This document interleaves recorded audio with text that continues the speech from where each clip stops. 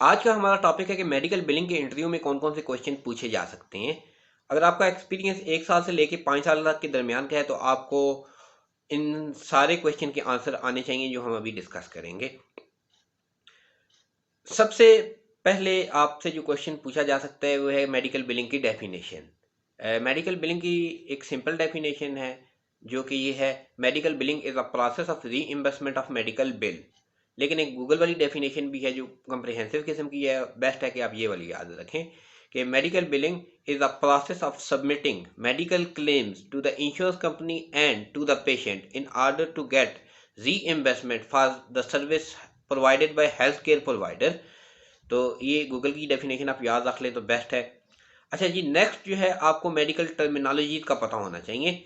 तो basic terminologies जो हैं और उसके अलावा जो भी आपको इधर स्क्रीन पे लिखी हुई नजर आएंगी ये सारी आपको पता होनी चाहिए। तो कॉमन टर्मिनोलॉजीज हैं प्रीमियम, डिडक्टिबल, कोपे, को insurance, out of pocket maximum और बेनिफिट मैक्सिमम। ठीक है। तो इसके अलावा भी और जो भी टर्मिनोलॉजी है लाइफ कैपिटेशन का भी आपको पता होनी चाहिए, और जो जो भी आपको टर्मिनोलॉजी यहाँ पे स्क्रीन पे लिखी आ रही है ये सारी की सारी आपको पता होनी चाहिए। अच्छा जी, नेक्स्ट है जी सीपीटी कोड। सीपीटी कोड में सबसे पहले आपको कॉमन ईएनएम कोड पता होनी चाहिए। Evaluation and management common code ये बिलिंग मेडिकल बिलिंग में यूज होते हैं। तो अगर वो आपको पता है कि ऑफिस के इनिशियल कोड क्या होते हैं, 9920 लेके 99205 तक, अगर पेशेंट पहली दफ़ा ऑफिस में चेकअप करवाने आया है, इसी तरह वो ऑफिस में दोबारा चेकअप करवाने आएगा तो 99211 से लेके 99215 तक के कोड यूज होंगे। इसी तरह अगर हॉस्पिटल में एडमिट हुआ है तो इनिशियल इन पेशेंट विजिट कहलाता है उसका, तो उसके लिए 99221 से लेके 99223 तक कोड यूज होती हैं। तो इसी तरह अगर वो हॉस्पिटल में एडमिट है, उसने दोबारा सेकंड टाइम या नेक्स्ट डे उसे किसी दूसरे डॉक्टर ने चेक किया है तो उसके लिए कौन सा कोड यूज होता है। तो ये सारे कोड जो स्क्रीन पे आपको लिखे नजर आ रहे हैं ईएनएम कोड, ये आपको लाजमी तौर पे पता होने चाहिए, इनमें से कोई भी कोड पूछा जा सकता है। अच्छा जी, नेक्स्ट है अदर सीपीटी कोड। अच्छा, अदर सीपीटी कोड से मुराद ये है कि लेट्स सपोज मैं कार्डियो की प्रैक्टिस पे काम कर रहा हूँ, तो हो सकता है इंटरव्यूअर मुझसे पूछ ले कि कार्डियो में कौन कौन से सीपीटी कोड यूज होते हैं, तो आपने वो सारे सीपीटी कोड बताने हैं जो आप कार्डियो में यूज करते हैं नहीं है। या ऐसे भी हो सकता है वो आपको स्पेशल किसी कोड की डिस्क्रिप्शन बताए कि मुझे ईसीजी का कोड बताओ, तो ईसीजी का कोड 93000 होता है। इसी तरह लेट्स सपोज एक दूसरा जो है ना, मैंने उसे बताया कि मैं जो है न्यूरोलॉजिस्ट पे काम कर रहा हूँ, तो इट में भी पॉसिबल वो मुझसे पूछ सकता है कि सीपीटी कोड 95908 जो है वो उसकी डिस्क्रिप्शन क्या है, वो कितनी नर्व कंडक्टिव स्टडीज के लिए यूज होता है। तो आपको पता होना चाहिए कि ये जब 3 to 4 नर्व की कंडक्टिव स्टडी की जाती है तो ये हम कोड यूज करते हैं। इसी तरह इट में भी पॉसिबल कि वो मुझे बताए कि मुझसे पूछ ले कि अच्छा अगर नव कंडक्टर स्टडी 7 to 8 हुई है तो हम कौन सा कोड यूज करेंगे, तो फिर 95910 यूज करेंगे। ये आपने अपनी प्रैक्टिस के हिसाब से याद रखने हैं, आपको ये वाले याद रखने की जरूरत नहीं है। हो सकता है आप की प्रैक्टिस कोई और है तो आपने अपनी प्रैक्टिस के हिसाब से ये कोड याद रखने हैं। इनमें भी पॉसिबल एक बंदा चाहे उससे पूछा जाए कि उसकी स्पेशलिटी क्या है, किस प्रैक्टिस की वो बिलिंग करता है, तो वो कहे मैं जी जो मेरा प्रोवाइडर है वो नेफ्रोलॉजिस्ट है, डायलिसिस वगैरह भी करते हैं हम। तो फिर उससे डायलिसिस के सीपीटी कोड पूछे जाएंगे जो 90945 से लेके 90947 तक हैं। तो आपको अपने स्पेसिफिक प्रैक्टिस के हिसाब से सीपीटी कोड याद करके जाने हैं जब भी इंटरव्यू के लिए जाना है। नेक्स्ट है जी ICD-10 के ICD-10 डायग्नोसिस कोड जो हैं, बीमारी के जो कोड होते हैं वो आपको लोगों को पता होने चाहिए।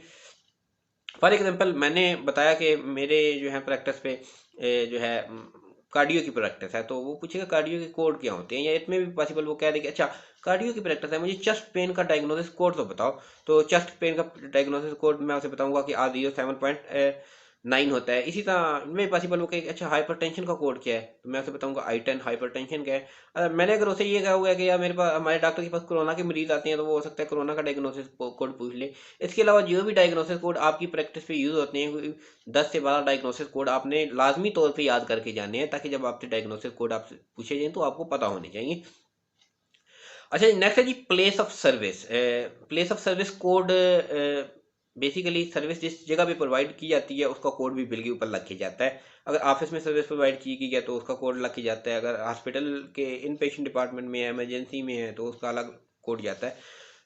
तो आपको place of service code common पता होने चाहिए। टेली हेल्थ का प्लेस ऑफ सर्विस कोड है जब टेलीफोन पे सर्विस ली जाती है मेडिकल, तो उसका 02 है। अगर डॉक्टर के ऑफिस में जाके सर्विस ली गई है मेडिकल, तो उसका प्लेस ऑफ सर्विस कोड 11 है। इसी तरह अगर जो है पेशेंट हॉस्पिटल में एडमिट हो गया है तो उसका प्लेस ऑफ सर्विस 21 होता है इन पेशेंट के लिए। अगर पेशेंट आया है हॉस्पिटल में सर्विस लेके वापस चला गया, उसे आउट पेशेंट कहते हैं, तो उसके लिए place of service code 22 use होता है। इसी तरह इमरजेंसी रूम में अगर पेशेंट ने अपने चेक करवाया है डॉक्टर को, तो place of service code 23 use होता है। तो कॉमन जो है ना प्लेस ऑफ सर्विस कोड, ये जो भी स्क्रीन पर लिखे हुए हैं, ये आपको लाजमी तौर पर पता होने चाहिए। अच्छा, नेक्स्ट जी मॉडिफायर, आपको कॉमन मॉडिफायर का पता होना चाहिए। मॉडिफायर क्या होता है? मॉडिफायर 2 डिजिट का एक कोड होता है जो सीपीटी कोड के बारे में एडिशनल इन्फॉर्मेशन देता है कि इसमें क्या क्या चेंजिंग आई हैं या डॉक्टर ने क्या क्या इसमें अल्टरेशन की हैं। तो मॉडिफायर 24, 25, 59, 70, 9, 76, TC 26, 77, LT, RT, 50, 52, 53, 57, ये कॉमन मॉडिफायर हैं।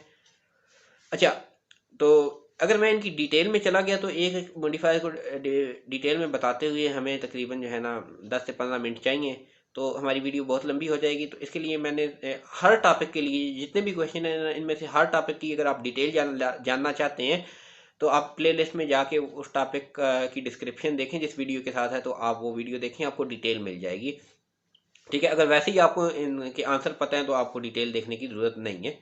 अच्छा, नेक्स्ट है जी मेडिकल बिलिंग साइकिल। ये आपको पता होना चाहिए कि मेडिकल बिलिंग साइकिल क्या होता है। मेडिकल बिलिंग साइकिल बेसिकली जो है ना, एक हर बिजनेस का एक साइकिल होता है, ठीक है, जिसमें से डाटा हमेशा मूव करता जाता है। जब मेडिकल बिलिंग में भी इसी तरह का, मैं सिंपली आपको बता देता हूँ कि पेशेंट डॉक्टर के पास आता है, ट्रीटमेंट करवा के चला जाता है, फिर डॉक्टर बिल इंश्योरेंस कंपनी को सेंड करता है, इंश्योरेंस कंपनी पेमेंट करती है डॉक्टर को, और जो है बैलेंस जीरो हो जाता है। फिर इस तरह ये एक सर्कल सा चलता रहता है। लेकिन ये बहुत डिटेल में है, इसकी भी वीडियो बनी हुई है, ये भी आपने देखनी हुई तो आप देख लीजिए कल। लेकिन मेडिकल बिलिंग साइकिल आपको पता होना चाहिए, आप लोग गूगल से भी देख सकते हैं। अच्छा, इसके बाद जो नेक्स्ट चीज़ है वो है गवर्नमेंट पेयर इंश्योरेंसेस। ठीक है, दो किस्म की मेन इंश्योरेंसेस होती हैं, कमर्शियल और गवर्नमेंट। तो आपको पता होना चाहिए कि दो मेन गवर्नमेंट पेयर हैं, मेडिकेयर और मेडिकेड। ठीक है, इसके बाद मेडिकेयर के पार्ट हैं, 4 पार्ट हैं Medicare, part A, part B, part C, part D. तो पार्ट ए में क्या चीज़ें शामिल होती हैं, बी में क्या शामिल होती हैं, सी में क्या होती हैं, डी में क्या होती हैं, ये सारी आपको डिटेल के साथ पता होना चाहिए। मेडिकेयर का एलिजिबिलिटी क्राइटेरिया क्या है, मेडिकेड का क्या है, ये आपको चीज़ें इनके आंसर आने चाहिए। ठीक है, नेक्स्ट है जी कमर्शियल इंश्योरेंस के बारे में आपके पूछा जा सकता है, उनके जो मैनेज केयर प्लान होते हैं। तो ये manage care plan main 5 plan है, HMO, PPO, EPO, POS, HDHP। इन 5 प्लान की आपको डिटेल पता होनी चाहिए कि कौन सा प्लान जो है उसमें PCP चाहिए होता है, कौन से में नहीं चाहिए होता, किस में रेफरल चाहिए होता है, किस में रेफरल नहीं चाहिए होता है, किस में नेटवर्क बेनिफिट होते हैं, किस में आउट ऑफ नेटवर्क बेनिफिट होते हैं। ठीक है, तो ये सारी डिटेल इन 5 प्लान के बारे में आपको पता होनी चाहिए। नेक्स्ट है जी क्लीयरिंग हाउस। क्लीयरिंग हाउस का भी आपको पता होना चाहिए कि क्लीयरिंग हाउस क्या है, क्लीयरिंग हाउस के फंक्शन क्या हैं। ठीक है, वो कैसे हेल्प करता है। बेसिकली जो है क्लीयरिंग हाउस एक थर्ड पार्टी होती है, ठीक है, जो क्लेम डॉक्टर और जो है ना इंश्योरेंस कंपनी के दरमियान एक ब्रिज का काम करती है, जिसके जरिए हम मेडिकल क्लेम इंश्योरेंस कंपनी को सबमिट करवाते हैं। तो ये हमें मतलब सपोर्ट करती है मेडिकल क्लेम को सबमिट करवाने में। इसके फंक्शन का बहुत सारे फंक्शन हैं, ठीक है, तो वो भी हम डिस्कस नहीं करेंगे, लेकिन आपको जानने हैं तो आप प्ले लिस्ट की वीडियोज में देख सकते हैं। अच्छा, नेक्स्ट है जी format use in medical billing. तो मेडिकल बिलिंग में डाटा इलेक्ट्रॉनिकली ज़्यादातर जाता है, ठीक है, 99% हम बिलिंग इलेक्ट्रॉनिकली करते हैं। तो इलेक्ट्रॉनिकली कोई भी फाइल तैयार होती है, ठीक है, तो जैसे ये वीडियो फाइल का फॉर्मेट है, इट मे भी पॉसिबल कि इसका फॉर्मेट MP4 हो। इसी तरह आप वर्ड की डॉक्यूमेंट खोलते हैं तो उसका फॉर्मेट .doc होता है। इसी तरह एक्सेल का अलग फॉर्मेट है, PDF का .pdf फॉर्मेट है। तो वो एक फॉर्मेट की चीज़ दूसरे फॉर्मेट के उसमें नहीं खोल सकती। इसी तरह जब मेडिकल बिलिंग का हम क्लेम भेजते हैं तो उसमें हर डाटे का एक फॉर्मेट होता है। तो क्लेम सबमिट करने के लिए जो हम इंफॉर्मेशन भेज रहे होते हैं उसका फॉर्मेट होता है 837, और क्लेम जो रिसीव करने के लिए ERA आती है हमारे पास, तो उसका फॉर्मेट होता है 835। इसी तरह हम क्लेम सबमिट करते हैं तो एक एक्नॉलेजमेंट का मैसेज आता है, उसका फॉर्मेट रहता है 999। तो इसके अलावा भी स्क्रीन पे जो फॉर्मेट से दिए हुए हैं आपको इन सारे फॉर्मेट का पता होना चाहिए। 4-5 फॉर्मेट हैं, तो ये आप याद कर लेंगे तो आपकी ज़िंदगी आसान हो जाएगी। इसका वैसे तो इतना ज़्यादा अमल दखल नहीं है, लेकिन इंटरव्यू में अक्सर ये आपसे क्वेश्चन पूछ लिया जाता है। नेक्स्ट है जी डिनाइल कोड। डिनाइल कोड जो है ना बेसिकली जो है ये आपको लाजमी याद करने हैं, क्योंकि ये लाजमी पूछे जाते हैं। कॉमन डिनाइल कोड जो यहाँ पे स्क्रीन पे आपको शो होंगे, आपने ये लाजमी याद करके जाने हैं। तो जैसे PR1, PR2, PR3, ये तो आप बहुत सिंपल है, आपको पता है कि PR1 डिडक्टेबल होता है, PR2 को इंश्योरेंस होती है, PR3 इकोपे होता है। अच्छा, इसी तरह समटाइम ऐसे होता है इंटरव्यूअर आपसे पूछता है कि मुझे डुप्लीकेट का डिनाई आया है तो उसका कोड बताओ, तो उसका कोड है CO18। अच्छा, इसी तरह हो सकता है कि वो आपसे डिस्क्रिप्शन ना बताए, आपको कोड बताए, वो कहे CO24 का डिनाई आया है, तो जो है इसकी क्या डिस्क्रिप्शन है, क्यों आया, तो ये कैपिटेशन का डिनाई होता है CO24। इसी तरह वो हो सकता है वो आपसे पूछ ले CO29 का डिनाई किस लिए आता है, तो timely filing limit, late filing की वजह से आता है। वो तो अ, अगर B9 का डिनाई आया तो वो हास्पाइस का डिनाई होता है। 97 का डिनाई जो होता है वो ठीक है इंक्लूसिव का डिनाई होता है। PR31 का जो डिनाई होता है वो जो है claim denied as patient can not be identified है, तो और इंश्योर्ड की वजह से ये डिनाई आता है। इसी तरह नॉन कवर्ड का डिनाई 96 के डिनाई रीजन के साथ आता है। तो आपको ये दोनों चीज़ें ज़बानी याद होनी चाहिए। हो सकता है वो डिस्क्रिप्शन पूछ के आपसे कोड, डिस्क्रिप्शन आपको बता के आपसे कोड पूछ ले, या कोड बता के आपसे डिस्क्रिप्शन पूछ ले, ठीक है। अच्छा, और फिर इन डिनाई को फिक्स करने के तरीके आपको लाजमी पता होने चाहिए। अब एक डिनाई को फिक्स करने के 10 तरीके भी हो सकते हैं, ठीक है।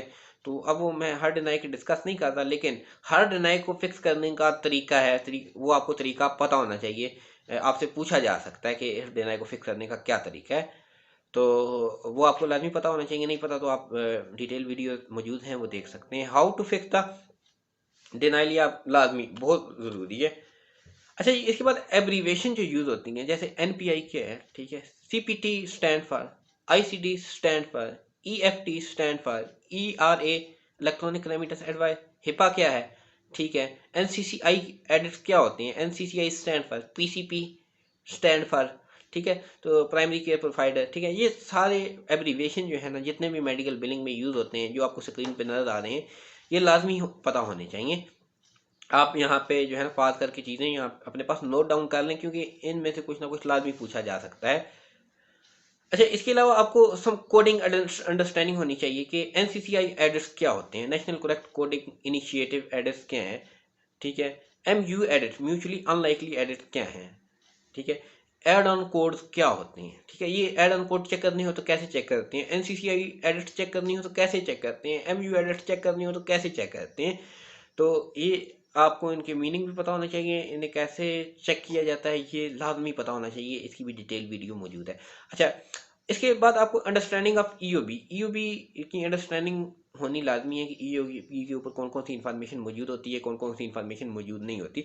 EOB के ऊपर मौजूद जो है ना मुख्तलिफ अमाउंट को कैसे कैलकुलेट किया जाता है, इसके मुख्तलिफ फार्मूलाज होते हैं, ठीक है। जैसे billed amount is equal to allowed amount plus adjustment, ठीक है, ये एक फार्मूला है। तो इस फार्मूले का इम्प्लीमेंट आपको पता होना चाहिए कि ठीक है, अगर आपको अलाउड अमाउंट दी हुई है और एडजस्टमेंट नहीं दी हुई तो वो फार्मूले से कैसे निकलती है, तो ये अच्छा आपको पता होना चाहिए। नेक्स्ट है जी some common policy ID format, ठीक है। तो हर इंश्योरेंस कंपनी की पॉलिसी ID का एक स्पेशल फॉर्मेट होता है, ठीक है। कुछ तो बहुत कॉमन है, जैसे ह्यूमैना इंश्योरेंस की ID H से शुरू होती है, एटना की आमतौर पे W से शुरू होती है, मेडिकेयर का 11 डिजिट अल्फा न्यूमेरिक ID होती है। तो आपको कॉमन इंश्योरेंस पॉलिसी फॉर्मेट ये सामने नजर आ रहे हैं, आपको पता होनी चाहिए, ठीक है। अच्छा, इसके बाद है आप CMS 1500 फॉर्म या UB4 फॉर्म, जो भी फॉर्म यूज़ कर रहे हैं उसके कॉमन सेल पता होने चाहिए आपको, मतलब जो बहुत यूज, वैसे तो लगभग मैं हक्फा यूज़ करता हूँ, CMS 1500 फॉर्म यूज़ करता हूँ, उसमें 33 सेल हैं, वो 33 मुझे तो ज़ुबानी तो नहीं याद, लेकिन मैं जब भी इंटरव्यू देने जाता हूँ तो मैं कुछ सेल्स हैं जो एक दफ़ा रिव्यू करके जाता हूँ, उनमें से जो मोस्ट कॉमन है वो सेल नंबर 17 है, जिसमें नेम ऑफ रेफरिंग फिजिशियन आता है। फिर सेल नंबर 18 मुझे पता होता है कि वो हॉस्पिटलाइजेशन डेट मुझसे अगर पूछ ले कि किस सेल में आती है तो मैं तो बताता हूँ सेल 18 में आती है। अच्छा, इसी तरह जब हम करेक्टेड क्लेम भेजते हैं तो रीसबमिशन कोड 7 लगा के भेजते हैं और ICN लगा के भेजते हैं, तो वो किस सेल में लगता है, वो 22 सेल में लगता है। अच्छा, इसी तरह ऑथोराइजेशन जब हम क्लेम में निकालते हैं तो वो हक्फा के किस सेल में जाता है, वो 23 में जाता है। अच्छा, रेंडरिंग प्रोवाइडर NPI जो होती है वो किस में होती है, वो 24J में होती है, ठीक है। इसी तरह अगर जो है टैक्स ID है वो 30 में होती है और बिलिंग NPI 33 सेल में होती है। तो ये कॉमन सेल आपको लाजमी तौर पे पता होने चाहिए। अच्छा, इन ये तो सारे क्वेश्चन थे, हमने इनके आंसर डिटेल से डिस्कस नहीं किए। इनमें से अगर आपको किसी भी क्वेश्चन के बारे में डिटेल इंफॉर्मेशन लेनी है तो वो आप जो है ना प्लेलिस्ट में जाके उस की वीडियो देख सकते हैं। आपको इंशाल्लाह जो है ना उससे बहुत फ़ायदा होगा। थैंक यू गाइस, अल्लाह हाफिज़।